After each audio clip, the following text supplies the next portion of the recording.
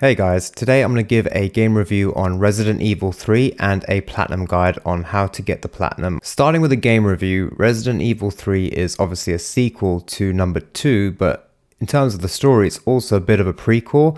So it's set in Raccoon City on the same night that Resident Evil 2 takes place, and it's quite cool because there's a little bit of overlap. So if you've played 2 already and you remember it well, when you play 3, you will see certain things happen that will explain why they are the way they are in number 2, especially in terms of, for example, the police station and certain characters and things that happen in the police station. So I found that really kind of cool to see number 2 in an alternate way through the game of number 3. I didn't enjoy number 3 as much as I enjoyed number 2. I think they're quite different games. Number 3 is shorter and I think more action orientated in terms of the weapons they provide you with, the amount of ammunition you can find around. They've also included a dodge mechanic, which is different and adds to the combat. The zombies can be a bit more aggressive, and like how you had the Tyrant in number 2, there's a kind of different version. Number 3, you have something called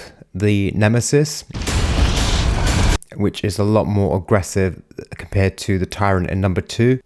I found with number 3, I didn't get as attached to the characters as much. I didn't feel like there was as much story. Sometimes the controls got on my nerves, in the sense that the controls are what you'd expect. They're similar to Resident Evil 2, but there were just times when I would go to shoot, I only shot one bullet, and then it stopped shooting, and I don't know, maybe I was doing something wrong, but it happened often enough to annoy me. I think it's obviously unfair to compare games, but it's also natural as it's a sequel. I think number 2 is way better, much more interesting. I preferred the characters, definitely prefer the Tyrant to the Nemesis. But all in all, if you like Resident Evil games, I think you know what you're going to get and you are going to enjoy it, and you're definitely going to find things to enjoy from it. Some people may also even like the more action orientated approach, whereas for me, I do like one aspect of Resident Evil games I do like is when you don't have a lot of ammo and items, and you have to be very careful and precise when you go into a combat encounter. So on to the Platinum Guide, and trophy wise, this game has 33 trophies,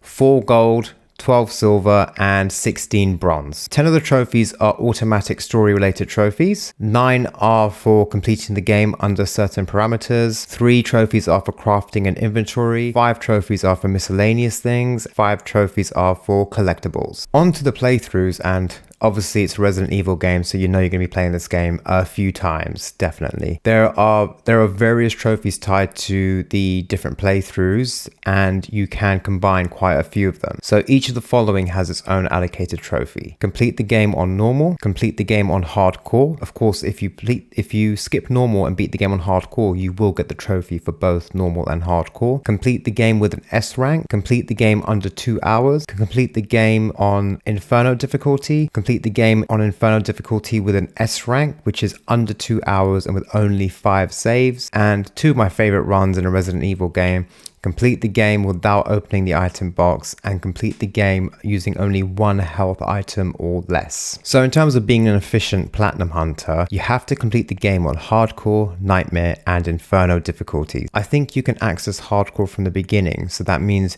you could get this platinum in 3 playthroughs, but it would be quite intense and you'd have to do a lot in the hardcore run to make sure that happens. I would advise having at least 4 playthroughs. Personally, I did 5, but that's just me. These are the 4 playthroughs that I would advise. Playthrough number 1, assisted, getting all of the collectibles and the miscellaneous trophies. Then using your saved file to grind points to buy weapons and coins, which I will explain later in the video. Playthrough number 2, hardcore mode, using never using the item box and only using 1 health item or less. And then a nightmare run, and then the Inferno S rank to complete it. For your first playthrough on assisted mode, you want to get all of the collectibles in one playthrough. These includes files, of which there are 56 in total, destroying all of the Charlie dolls, there are 20 in total, collecting all of the weapons, of which there are 10 in total, unlocking all safes, locks, strong boxes and pickable locks, of which there are 20 in total. Then I've also listed 4 miscellaneous trophies that I think would be good just to get done in this first assisted playthrough. The first one is Electric Slide, which is to gather all the fuses in the warehouse within 5 minutes. Quite an easy trophy as long as you know where they are. Nemesis Down.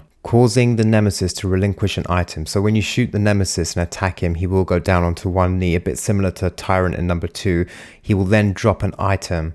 There are 2 weapon upgrades that you can only get from doing this. So if you down him once, he'll drop 1 weapon upgrade. You down him again, he'll drop another weapon upgrade. The third miscellaneous trophies you should get is Power Stones, which is to place all of the jewels in the Clock Tower monument. You'll probably get that without even trying or realizing. An unfortunate end. So I mentioned earlier on about grinding for points after finishing the first playthrough. So to go into that in a bit of detail, when you're playing your first playthrough on assisted, there are 2 points where you will want to keep separate save files so that you can grind points, which I will explain. The 2 save points are when you play as Carlos in the hospital and you have to defend. You'll see what the objective is. It will say defend something, and that'll be a good place to save. The second point is when you are Jill and you enter the lab after the warehouse. And the reason why you're making these 2 save points and the grinding you're going to do is simple. When you finish the game on your first playthrough, in the main menu, a new menu will unlock called Shop. In here, you can buy various different things to help your future playthroughs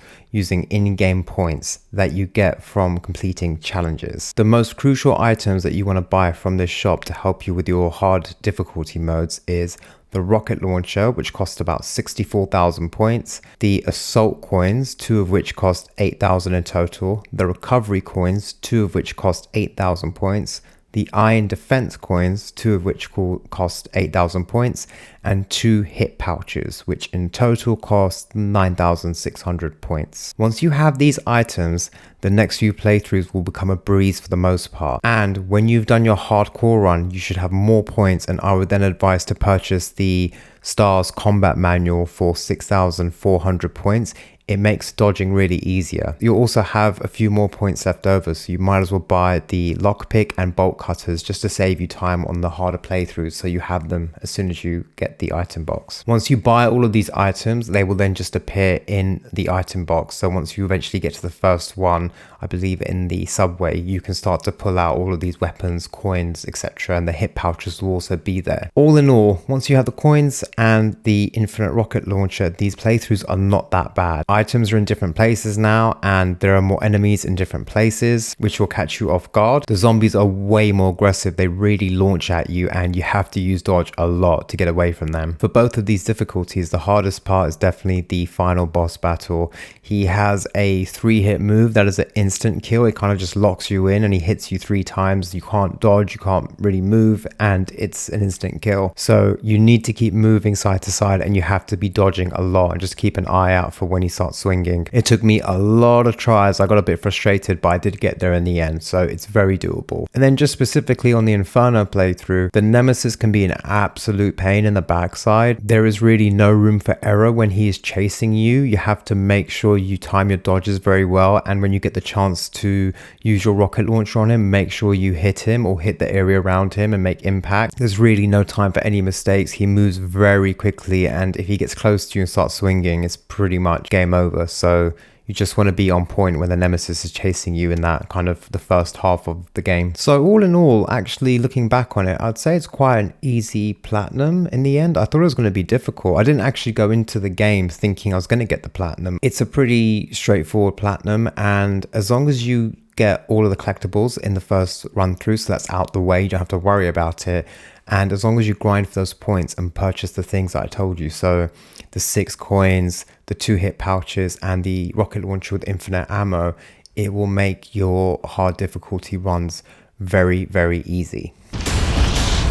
Hey! Fuckface!